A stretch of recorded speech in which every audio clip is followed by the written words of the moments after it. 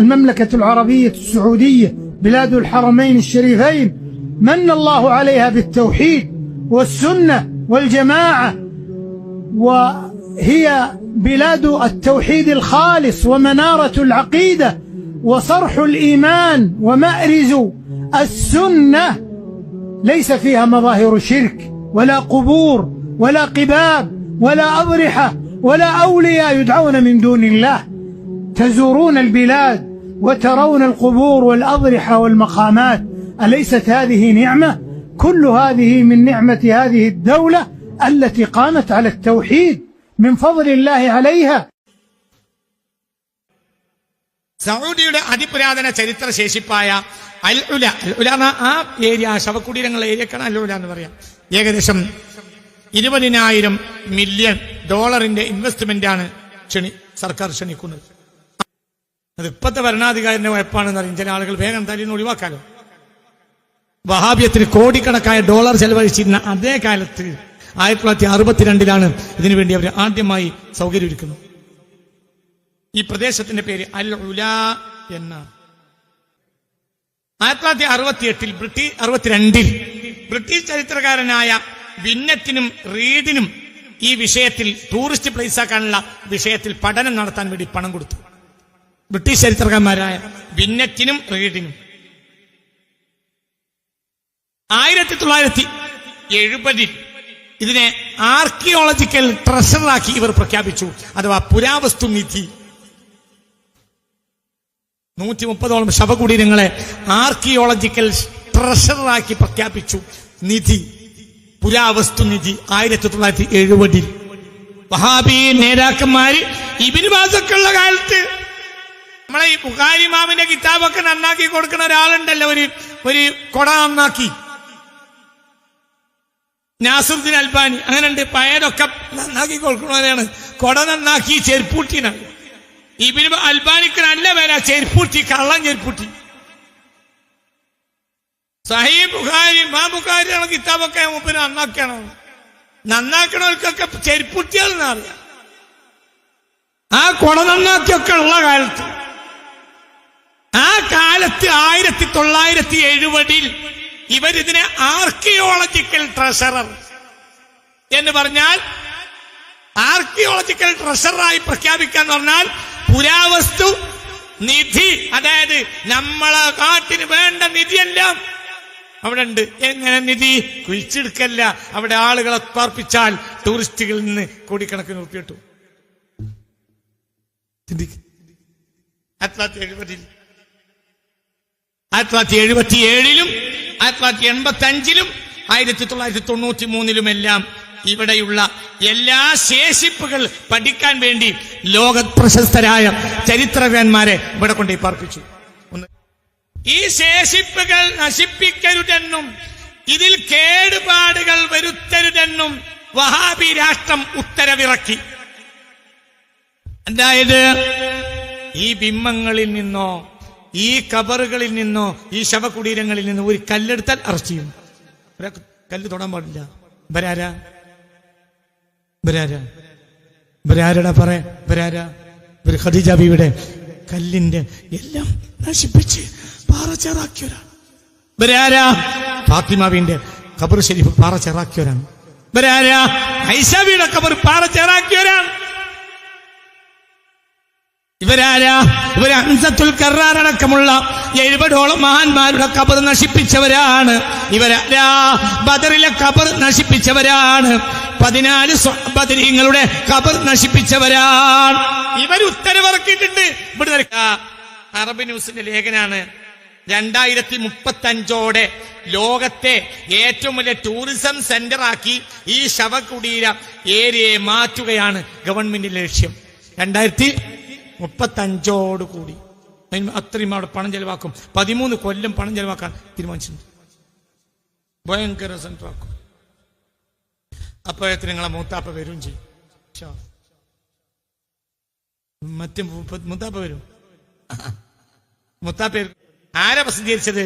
സുന്നി അഫ്കാർ അല്ല, അങ്ങനെ സത്യധാരയല്ല, സുപ്രഭാതമല്ല. പ്രസിദ്ധീകരിക്കുന്നത് റോയിട്ടേഴ്സ, കാനഡയിൽ നിന്നും ബ്രിട്ടനിൽ നിന്നും വരുന്ന പത്രമാണ്. സൗദിയുടെ അതിപുരാതന ചരിത്ര ശേഷിപ്പായ അൽ ഉല, അൽ ഉല എന്ന ആ ഏരിയ, ശവകുടീരങ്ങളുടെ ഏരിയക്കാണ് അൽ ഉല എന്ന് പറയാം. ഏകദേശം 20,000 മില്യൺ ഡോളറിന്റെ ഇൻവെസ്റ്റ്മെന്റ് ആണ് സർക്കാർ ക്ഷണിക്കുന്നത്. ആയിരക്കണക്കിന് മുറികളുള്ള ഹോട്ടലുകളും ഉയർന്ന നിലവാരത്തിലുള്ള റിസോർട്ടുകളും മറ്റു സൗകര്യങ്ങളും ഇവിടെ തയ്യാറാക്കി വരുന്നുണ്ട്. കഴിഞ്ഞ മാസം നിരവധി സംഗീത നിശാ പാർട്ടികളും ഇവിടെ നടത്തി. 2030 സൗദിയുടെ ഏറ്റവും വലിയ ടൂറിസ്റ്റ് നഗരമായി അൽ ഉലയെ മാറ്റാനുള്ള ലക്ഷ്യ പദ്ധതിയുടെ ചെയർമാനായ അമർ മദനി അറിയിച്ചു. നല്ല പേരാണ്, അമർ മദനി. തങ്ങളുടെ ചരിത്രം സംരക്ഷിക്കുകയും അത് ലോകത്തിന് മുന്നിൽ അവതരിപ്പിക്കുകയും ചെയ്യുകയാണ് തങ്ങൾ ഞങ്ങൾ ചരിത്രം ഞങ്ങൾ സംരക്ഷിക്കുകയാണ്. അതായത് ഖദീജ ബീവിന്റെയും ഫാത്തിമ ബീവിന്റെയും ഒന്നും ഞങ്ങളുടെ ചരിത്രമല്ല, തങ്ങളുടെ ചരിത്രം സംരക്ഷിക്കുകയും അത് ലോകത്തിന് മുന്നിൽ അവതരിപ്പിക്കുകയും ചെയ്യുകയാണ് ഞങ്ങളുടെ ലക്ഷ്യമെന്ന് അതുമായി ബന്ധപ്പെട്ടവർ വ്യക്തമാക്കിയെന്നാണ് റോയിട്ടേഴ്സിന്റെ ലേഖനം. എങ്ങനെയുണ്ട്? ഇതാണ് അവരുടെ. ഇപ്പോൾ പുതിയ ഒരു പദ്ധതിയുണ്ട്, ഉംറ പ്ലസ്. ഇപ്പോൾ വഹാബി രാഷ്ട്രത്തിന്റെ ഒരു പുതിയ പദ്ധതിയാണ് ഉംറ പ്ലസ്. ഉംറയ്ക്ക് വരുന്ന ആളുകൾക്ക് ചെറിയൊരു പണം കൊടുത്താൽ അതും കൂടി കാണിച്ചു കൊടുക്കും. ഉംറ പ്ലസ് സർക്കാരിന്റെ അനുമതിയോടുകൂടെ നടത്തുന്ന ഒരു പദ്ധതിയാണ്. എന്ത്? ഉംറ പ്ലസ്. ബദറിലേക്ക് ഒരു വണ്ടി തിരിഞ്ഞാൽ പൂട്ടും. ബദറിലേക്ക് വണ്ടി നിർത്തിയിട്ട് ആള് ഇറങ്ങിയാലോട്ടും. കള്ളന്മാരെ, വഹാബികളെ, ബദറിൽ കുടുങ്ങിയോലെ നമ്മളൊക്കെ. വണ്ടി തിരിച്ചുവിട്ട് പിന്നെ രണ്ടാമത്തെ പിന്നെ പോയി. എന്റെ അവിടെ നിന്ന് ഇറങ്ങിയിട്ട് ഒരു സലാം പറയാൻ വയ്ക്കൂല. ബസ്സിൽ എന്തിനാ ഇറങ്ങണ്? എന്നാൽ അല്ലേ, അത് അനുഭവിച്ചോനാ ഞാൻ. അനുഭവിച്ചോ. ഈ ഇരിക്കണ കൂട്ടത്തിലുണ്ടാവും. ബദറിൽ ഇറങ്ങാൻ കഴിയൂല. മനസ്സിലായില്ല? ബദറിൽ ഇറങ്ങിയിട്ട് സലാം പറയാൻ വയ്ക്കൂല. അതൊക്കെ മരിച്ചു പോയില്ലേ? നീ ഇവിടെ ഇറങ്ങിയിട്ടുണ്ടോ വരും. അതേസമയം 130 ശവകുടീരങ്ങൾ ഇവർ സംരക്ഷിക്കുക. അവിടേക്ക് ഉംറ പ്ലസ്. ഉംറ ചെയ്തവന് അതും കൂടി ബാത്തിലാക്കിയിട്ട് വേണം മടങ്ങിപ്പോരാ. നിങ്ങളൊരു മുസാഫ് വാങ്ങിപ്പോരും. മുഹമ്മദ് മുസ്തഫ സല്ലല്ലാഹു അലൈഹി വസല്ലം എന്താണ് ഈ അൽ ഉല എന്ന പ്രദേശത്തെ പറ്റി എന്താണ് നബി പറഞ്ഞത്? നിങ്ങൾ കേൾക്കണട്ടാ. ഇവരിപ്പോ ലോകത്തെ ആളുകളൊക്കെ അവിടെ കൊണ്ടുവരികയും ഉംറക്ക് പോയ ആളുകളെ ഉംറ പ്ലസ് അവിടെ കൊണ്ടുപോയി കാണിച്ച് അതൊക്കെ കൊണ്ട് ബർക്കത്തെടുത്ത് പറഞ്ഞേക്കുള്ളൂ എന്ന് പറഞ്ഞാൽ ആ പ്രദേശത്തെ പറ്റി മുത്തുനബി എന്താ പറഞ്ഞേ തീരുമാനിച്ചോളൂ. മുത്തു മുഹമ്മദ് മുസ്തഫ സല്ലല്ലാഹു അലൈഹി വസല്ലം ലമ്മാ നസല റസൂലുള്ളാഹി സല്ലല്ലാഹു അലൈഹി വസല്ലം, ഹബീബായ നബി സല്ലല്ലാഹു അലൈഹി വസല്ലം തബൂക്ക് യുദ്ധത്തിന് പോയപ്പോൾ യാത്രക്കിടയിൽ ഈ പ്രദേശത്തെത്തിയപ്പോൾ ജനങ്ങൾ ധൃതിയിൽ നടക്കാൻ തുടങ്ങി. എന്തിന്? അതൊക്കെ അതിലൊക്കെ പോയിട്ട് അതൊക്കെ ഒന്ന് കാണണം. റസൂലുള്ളാഹി സംഘം പോവുക. എങ്ങോട്ട്? തബൂക്കിലേക്ക്. പറയും മനുഷ്യന്മാരെ, തബൂക്കിന് പോവുകയാണ് മുത്തു മുഹമ്മദ്. തബൂക്ക് യുദ്ധത്തിന് പോവുക മുത്തു മുഹമ്മദ് മുസ്തഫ. ഈ ഏരിയയിൽ എത്തിയപ്പോൾ മദായിൻ സ്വാലിഹ് എന്ന അൽ ഹിജ്രി എന്ന അൽ ഉലയുടെ ഈ ഏരിയ എത്തിയപ്പോൾ ആ ശവകുടീരങ്ങളൊക്കെ ഒന്ന് കാണാൻ വേണ്ടി സ്വഹാബികൾ എന്തായി? ഒന്നാണ് യദ്ഖുലൂന അലൈഹിം, ആ ഏരിയയിലേക്ക് ഒന്ന് ഇറങ്ങിയിട്ട് അതൊക്കെ ഒന്ന് കാണാൻ വേണ്ടി ധൃതിയിൽ പോയി. ഫനാദാ, അപ്പോൾ ഹബീബായ മുത്തു മുഹമ്മദ് മുസ്തഫ ഹബീബായ റസൂലുള്ളാഹി ഫനാദാ ഫിന്നാസ്, ജനങ്ങളെ കൂട്ടത്തിൽ മുത്തു മുഹമ്മദ് മുസ്തഫ സല്ലല്ലാഹു അലൈഹി വസല്ലം വിളിച്ച് അസ്സലാത്തു ജാമിഅ, അസ്സലാത്തു ജാമിഅ, നിസ്കരിക്കാൻ വരി. ജനങ്ങൾ എവിടെ ഇറങ്ങി? പറ ചെങ്ങാട്ടി. ഈ ശവകുടീരങ്ങളെ ഏരിയകളിലേക്ക് സഹാബികളുടെ ഇറങ്ങിയപ്പോ റസൂലുള്ളാഹി വിളിച്ചു. ധൃതിയിൽ പോവുക, അവിടേക്ക് എത്തുക. അപ്പൊ റസൂലുള്ളാഹി വിളിച്ചു. എന്ത്?